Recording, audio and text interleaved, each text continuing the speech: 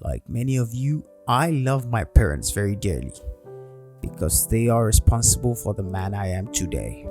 And I will do all I can to ensure I am there for them in their time of need.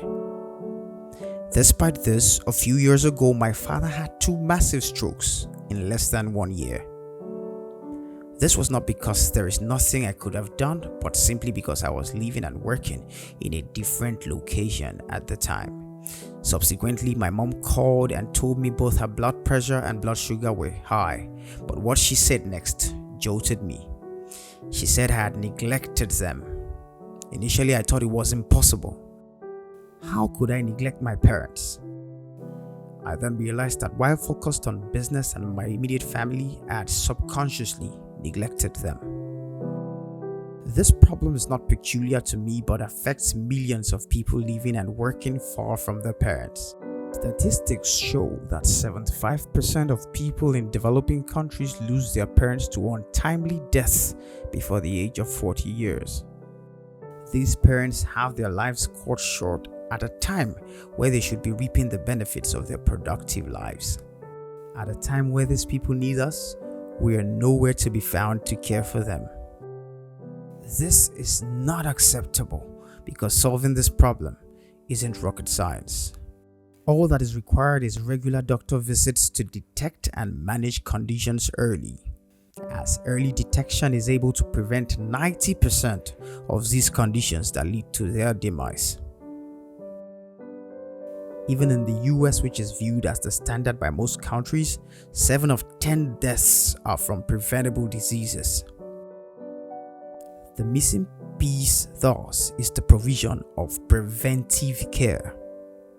As Kofi Annan said, the status quo cannot work.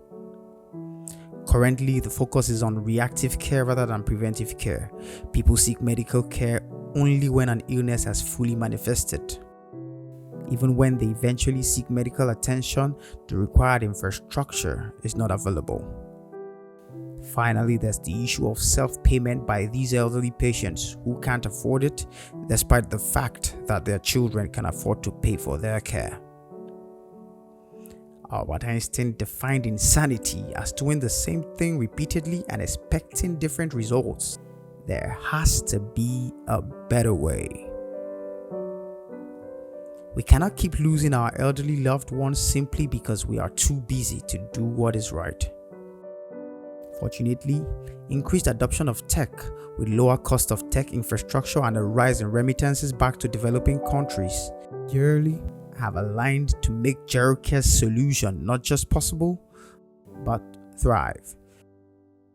GEROCARE makes it extremely easy for people to subscribe for regular doctor home visits and home medical care for their parents using the GEROCARE app.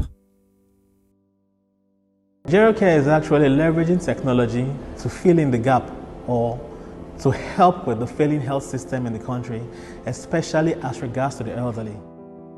Though we know in Nigeria the health system is not as it should be, but it's even worse for the elderly because even the system that exists, as inadequate as it is, it still doesn't consider the elderly in any way.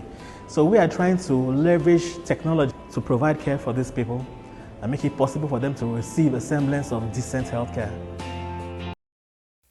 Here is Nathaniel Adegoke's GEROCARE story.